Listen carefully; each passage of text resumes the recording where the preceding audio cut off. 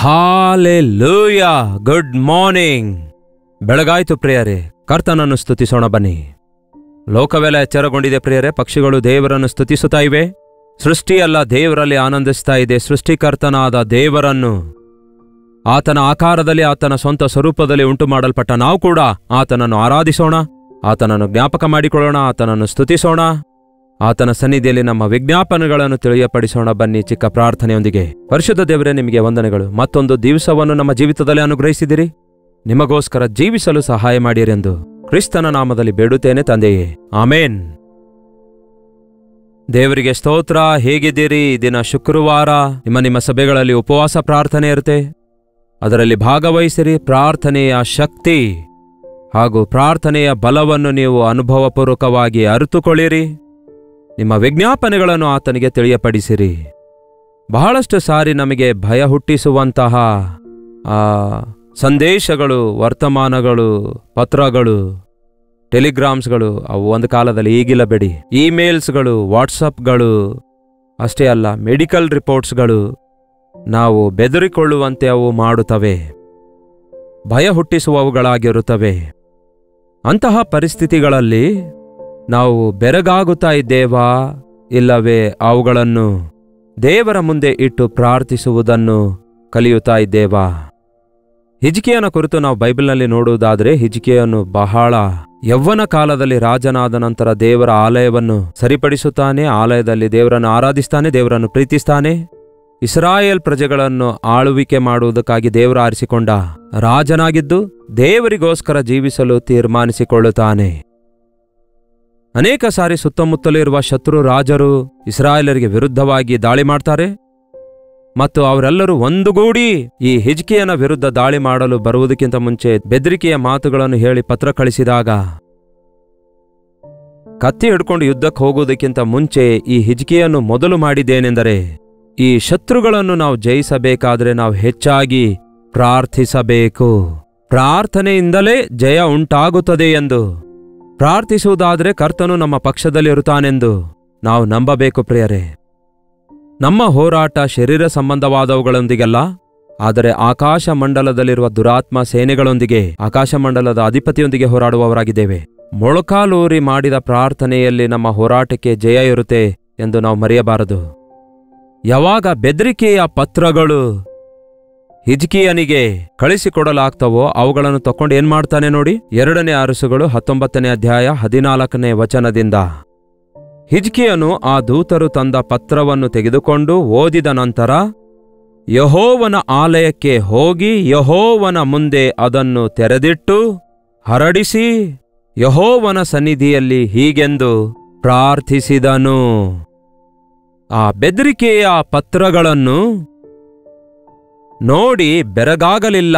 ಆದರೆ ಆ ಪತ್ರಗಳನ್ನು ತೆಗೆದುಕೊಂಡು ಓದಿದ ನಂತರ ದೇವರ ಸನ್ನಿಧಿಗೆ ಹೋಗಿ ದೇವರ ಸನ್ನಿಧಿಯಲ್ಲಿ ತೆರೆದಿಟ್ಟು ಪ್ರಾರ್ಥಿಸುತ್ತಾನೆ.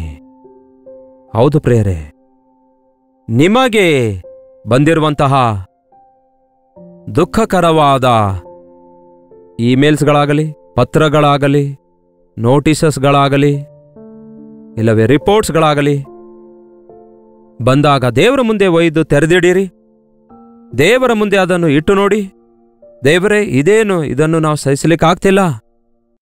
ನೀವು ದೊಡ್ಡ ದೇವರಾಗಿದ್ದೀರಲ್ಲವೇ, ಇದು ನಿಮ್ಮ ಕೈಲಾಗುತ್ತೆ. ರಿಪೋರ್ಟ್ಸ್ ಬದಲಾಯಿಸಬಲ್ಲಂತಹ, ಕಾನೂನನ್ನು ಬದಲಾಯಿಸಬಲ್ಲಂತಹ, ಅದ್ಭುತಗಳನ್ನು ಮಾಡಬಲ್ಲಂತಹ ದೇವರು ನೀವೇ ಎಂಬ ನಂಬಿಕೆಯಿಂದ ಪ್ರಾರ್ಥಿಸುವಾಗ ಅದ್ಭುತ ಕಾರ್ಯ ಜರುಗುತ್ತವೆ.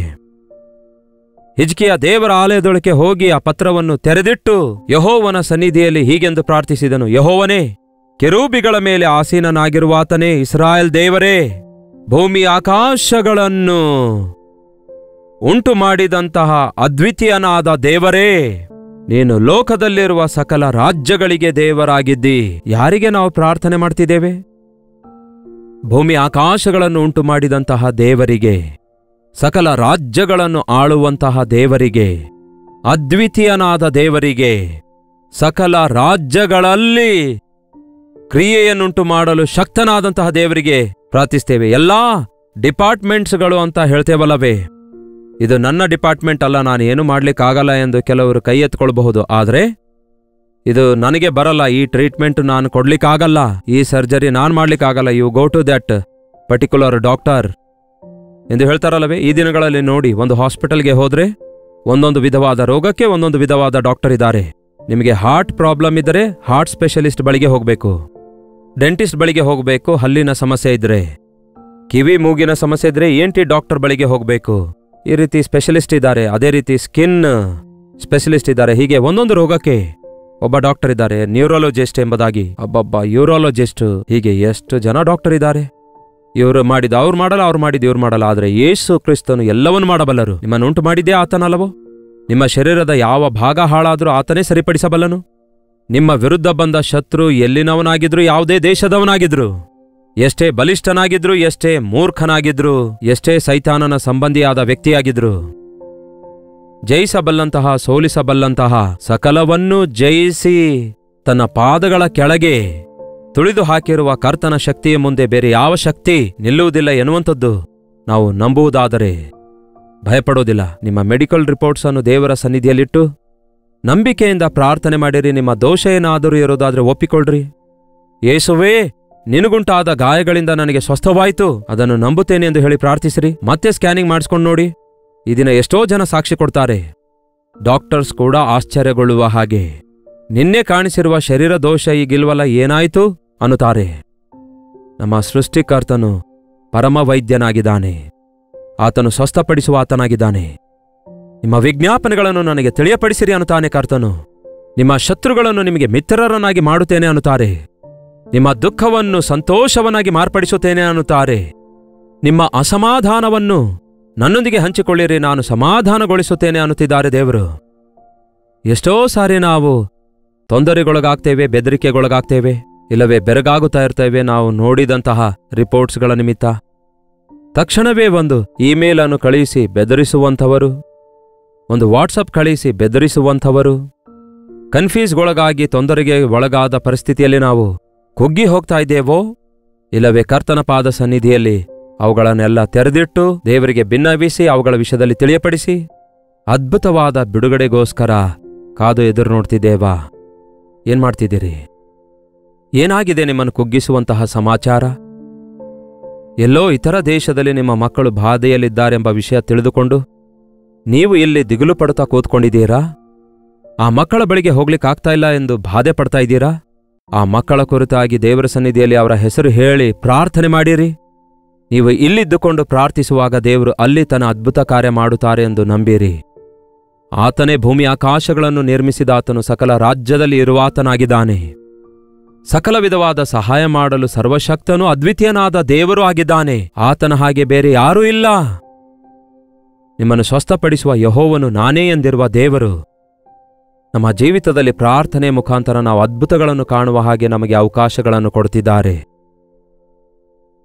ಯೆಹೂದ ಜನಾಂಗದವರನ್ನೆಲ್ಲ ಇಂತಿಂತಹ ದಿನದಲ್ಲಿ ಎಲ್ಲರನ್ನೂ ಕೊಂದು ಹಾಕಬೇಕು ಎನ್ನುವಂತಹ ಶಾಸನ ಹೊರಡಿಸಲಾಗಿತ್ತು ಪ್ರಿಯರೇ.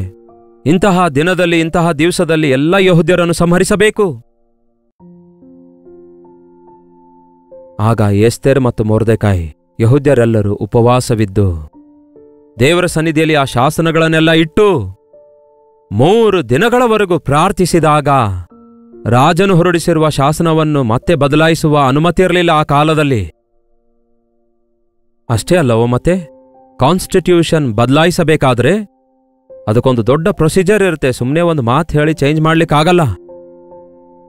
ಅಂತಹ ಪರಿಸ್ಥಿತಿಯಲ್ಲಿ ದೇವರು ಆ ಪ್ರಾರ್ಥನಾ ವೀರರ ಪ್ರಾರ್ಥನೆಯನ್ನು ಕೇಳಿ ಎಷ್ಟೋ ಅದ್ಭುತವಾದ ರೀತಿಯಲ್ಲಿ ಮತ್ತೊಂದು ಹೊಸ ಶಾಸನವನ್ನು ಬರೆದು ರಾಜನೇ ಮುದ್ರೆ ಹಾಕುವ ಹಾಗೆ ಆ ಪರಿಸ್ಥಿತಿಯನ್ನು ಬದಲಾಯಿಸುತ್ತಾರೆ. ಹಾಗೂ ಮೊರ್ದೆಕಾಯಿಯ ಪ್ರಾರ್ಥನೆ ತೆಗೆದುಹಾಕಬೇಕೆಂದಿರುವ ಹಾಮಾನನು ತನ್ನನ್ನು ತಾನು ಹೆಚ್ಚಿಸಿಕೊಂಡ ಹಾಮಾನನು ತಗ್ಗಿಸಲ್ಪಡುತ್ತಾನೆ. ಹಾಗೆ ತಗ್ಗಿಸಿಕೊಳ್ಳಲ್ಪಟ್ಟ ಮೊರ್ದೆಕಾಯಿ ಹೆಚ್ಚಿಸಲ್ಪಡ್ತಾನೆ. ಇದೆಲ್ಲ ಪ್ರಾರ್ಥನೆಯಿಂದಲೇ ಜರುಗಿತು. ಪ್ರಾರ್ಥನೆಯಿಂದ ಶಾಸನಗಳನ್ನು ಬದಲಾಯಿಸಬಲ್ಲೆವು, ಮನುಷ್ಯರ ಹೃದಯಗಳನ್ನು ಮಾರ್ಪಡಿಸಬಲ್ಲೆವು, ಪರಿಸ್ಥಿತಿಗಳೆಲ್ಲ ಬದಲಾಗುವ ಕಾರ್ಯಗಳನ್ನು ನಾವು ನೋಡಬಲ್ಲೆವು. ದೇವರಿಗೆ ವಿಜ್ಞಾಪನೆ ಮಾಡಿಕೊಳ್ಳಿರಿ. ಸರ್ವಾಧಿಕಾರಿ, ಸರ್ವಶಕ್ತನು, ಸರ್ವವನ್ನು ಮಾಡಲು ಶಕ್ತನಾದ ದೇವರು ನಮ್ಮ ದೇವರಾಗಿದ್ದಾರೆ. ಪ್ರಾರ್ಥನೆಯಲ್ಲಿ ಶಕ್ತಿ ಇದೆ ಎಂದು ನೀವು ಗುರುತಿಸೋದಾದ್ರೆ ಸೈತಾನನ ತಂತ್ರಾಪಾಯಗಳನ್ನು ಎದುರಿಸುವುದಕ್ಕೆ, ಸೈತಾನನ ಕಾರ್ಯಗಳನ್ನು ಲಯಪಡಿಸುವುದಕ್ಕಾಗಿ ಮೊಳಕಾಲೂರಿ ಮಾಡುವ ಪ್ರಾರ್ಥನೆ ಎಷ್ಟೋ ಅವಶ್ಯಕವಾಗಿದೆ ಎಂದು ನಾವು ನಂಬುವುದಾದರೆ ನಮ್ಮ ಜೀವಿತದಲ್ಲಿ ಅದ್ಭುತಗಳನ್ನು ನೋಡಬಲ್ಲೆವು. ಪ್ರಾರ್ಥಿಸುವಂಥವರು ಸಿಂಹಗಳ ಬಾಯಿಯನ್ನು ಮುಚ್ಚಬಲ್ಲರು.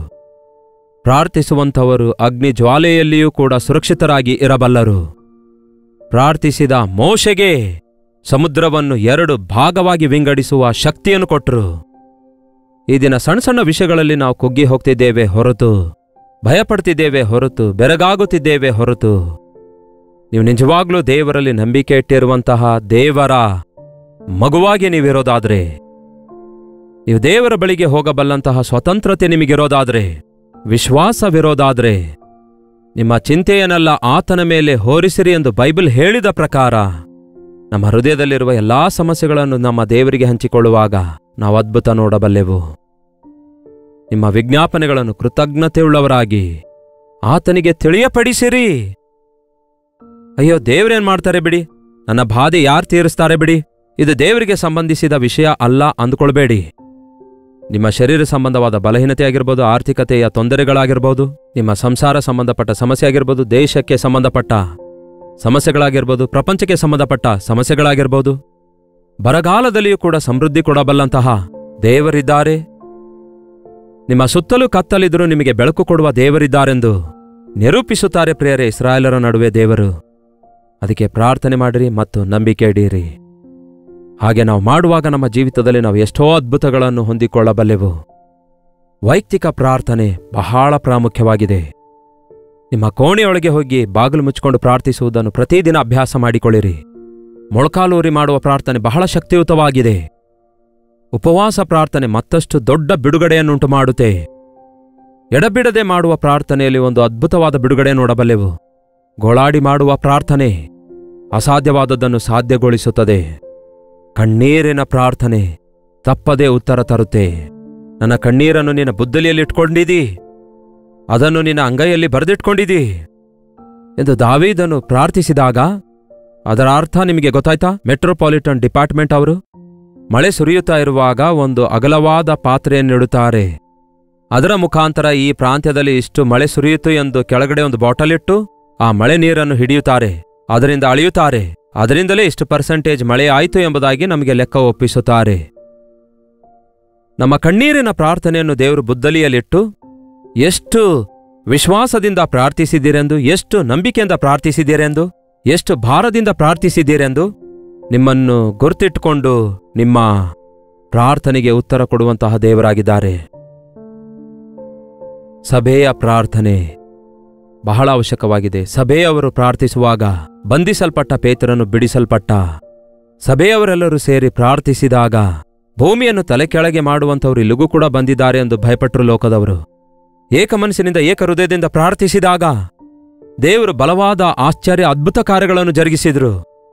ಹಾಗೆಯೇ ಯೇಸುವಿನ ಮಕ್ಕಳಾಗಿ ನಾವೆಲ್ಲರೂ ದೇವರ ಸನ್ನಿಧಿಯಲ್ಲಿ ವಾರಕ್ಕೆ 1 ಸಾರಿ 2 ಸಾರಿ ಉಪವಾಸವಿದ್ದು ಪ್ರಾರ್ಥಿಸುವಾಗ ಪರಿಶುದ್ಧಾತ್ಮನ ಕಾರ್ಯಗಳು ಕಣ್ಣಾರೆ ನಾವು ಕಾಣುವ ಹಾಗೆ ಆಧಾರವಾಗುತ್ತೆ. ಈ ದಿನ ಉಪವಾಸ ಪ್ರಾರ್ಥನೆಯಲ್ಲಿ ನಿಮ್ಮ ಸಭೆಗಳಿಗೆ ಹೋಗಿ ಪ್ರಾರ್ಥನೆಯಲ್ಲಿ ಪಾಲ್ಗೊಳ್ಳಿರಿ. ದೇವರ ಸನ್ನಿಧಿಯನ್ನು ಪರಿಪೂರ್ಣವಾಗಿ ಅನುಭವಿಸಿರಿ. ಎಲ್ಲರೂ ಪ್ರಾರ್ಥಿಸೋಣ, ಕರ್ತನನ್ನು ಸ್ತುತಿಸೋಣ, ಆತನನ್ನು ಆರಾಧಿಸೋಣ. ಈ ಅಂತ್ಯ ದಿನಗಳಲ್ಲಿ ಆತನಿಗೋಸ್ಕರ ಸಾಕ್ಷಿಗಳಾಗಿ ಜೀವಿಸೋಣ. ಬನ್ನಿ ಪ್ರಾರ್ಥಿಸೋಣ. ಪರಿಶುದ್ಧ ದೇವರೇ, ಪ್ರೀತಿಯುಳ್ಳ ತಂದೆಯೇ, ಮತ್ತೊಂದು ಸಾರಿ ಪ್ರಾರ್ಥನೆಯಲ್ಲಿರುವ ಶಕ್ತಿಯನ್ನು, ಪ್ರಾರ್ಥನೆಯಲ್ಲಿರುವ ಬಲವನ್ನು ನಾವು ಜ್ಞಾಪಕ ಮಾಡಿಕೊಳ್ಳುತ್ತಿರುವಾಗ ಎಡಬಿಡದೆ ಕಣ್ಣೀರಿನಿಂದ ಮಾಡಿದ ಪ್ರಾರ್ಥನೆ, ವಿಜ್ಞಾಪನೆ ಪ್ರಾರ್ಥನೆ, ಮೊಳಕಾಲೂರಿ ಮಾಡಿದ ಪ್ರಾರ್ಥನೆ ಈ ಅನುದಿನ ಧ್ಯಾನ ವೀಕ್ಷಿಸುವ ಪ್ರತಿಯೊಬ್ಬರಿಗೂ ಕಲಿಸಿಕೊಡಿರಿ.